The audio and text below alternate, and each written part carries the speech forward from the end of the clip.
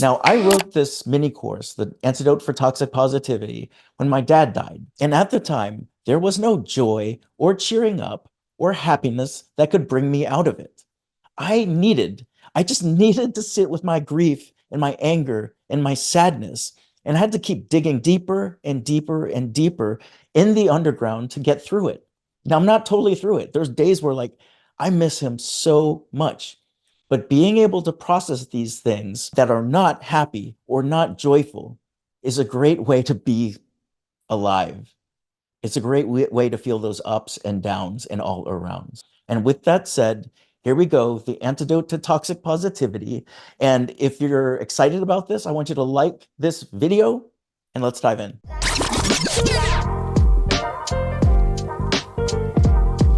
Welcome to the Antidote to Toxic Positivity, a mini course for those tired of hearing pithy, sugary platitudes and are ready to live the full life.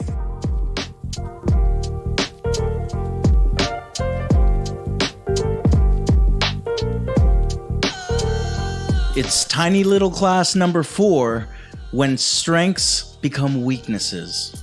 Welcome back. Now, in the early 1970s, Dr. Philip Zimbardo conducted his now famous or infamous Stanford prison experiment, where he recruited college students, all ostensibly having the same demographics. Now, he broke these college students into 2 groups by a mere coin flip. If it landed on one side, you received the role of a prisoner. If it landed on the other, you were to play the role of a guard. Now, what happened over the course of a week has become the foundation for many social psychology classes. Prisoners were placed into ridiculous outfits. Guards became authoritative. As the study moved on, some prisoners tried to fight back only to receive psychological torture from the guards. Other prisoners passively accepted the harassment. Now, the experiment got so out of control that Zimbardo actually had to scrap the whole thing just 6 days in. We all have experienced things like this in life, whether by choice or by society. Roles that give us privilege, like guards, or roles that make us feel marginalized, like the prisoners. For example, in grade school, do you remember when 2 captains were picked out of the group to be the selectors of 2 dodgeball teams? There was a good chance that these captains unconsciously started putting their hands on their hips, brandishing themselves as an authority. A sign that they had the power, the authority, to decide your fate. And when the selection started, I was eager to get picked for either side. I was excited about it. But as the group started to dwindle and dwindle and dwindle to where it was just me and Nick Hill, my body language expressed shame and embarrassment. And that took its toll on my esteem and my performance. I was picked last. No one was expecting me to play a great game. And I didn't expect myself to play a great game. So what does this all have to do with toxic positivity? Let's take strengths, for example. Strengths assessments look at what we do best. And when we know and we're validated that we're good at something, it inflates our ego just a little bit. Of course, a little ego boost is always helpful. But not when someone takes their strengths and turns it into a role to be acted out in real life. This is where the dark side of self-awareness comes in. Does a firefighter who registers high on bravery need to use bravery when they're making a peanut butter and jelly sandwich? And if they do, it's called strengths overuse. And when you overuse your strengths, a few things happen. First, you turn yourself into a caricature, and people will only rely on you for one thing. 2, you can get fatigued from using your strengths. 3, when taken to the extreme, it becomes more about you exhibiting your strengths than actually helping the other person. So for example, my VIA top signature strength is humor.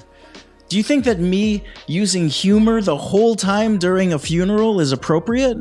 So now I'm going to use my own strengths to show you how your strengths can turn into toxic positivity. So my top 5 Clifton strengths, which are formerly known as the Strengths Finder, look like this. Number 1, futuristic. Number 2, competition. Number 3, relator. Number 4, intellection. And number 5, activator. I hope that even in the past few modules, you've seen some of those strengths coming up. Now let me show you how this can turn toxic. So for futuristic, oh, you lost your dream job? I know there's a better dream job out there for you. One that you could never have imagined. And whether or not that's true, you're not letting the other person feel the feels in the current situation. For competition, oh, you lost your dream job? I lost 2 dream jobs. Think about how that must feel. Do you see how it has nothing to do with the person grieving right now and everything to do with the competitor wanting to talk about losing more jobs? It's toxic. So for the relator, oh, you lost your dream job. I can totally relate. What I do is look for the silver lining in all of this. Okay, let's go to intellection. Oh, you lost your dream job? Don't worry, our brains adapt to situations like this. So in 6 months, you're gonna feel good vibes again. Who cares about 6 months? They're suffering now. And my favorite, activator. Oh, you lost your dream job? Let's go on a run. We gotta keep you moving. We gotta keep that energy moving. No, all of these things turn toxic, even though they may be your strengths. Actually, when you're so self-absorbed that all you can rely on are uncontextualized strengths, even when you have the best intentions, you kind of turn out being an asshole.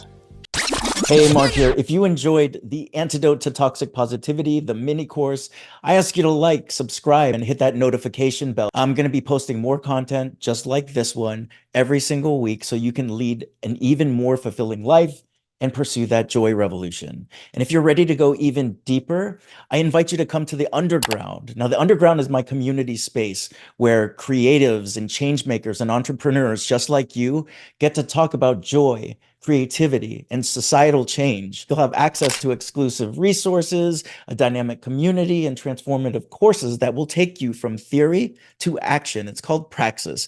And much of these things can only be found in the Underground. There's a link to learn more in the description. I'll see you there. And also, don't forget, always do good, feel good, dig deep, and I'll see you in the Underground.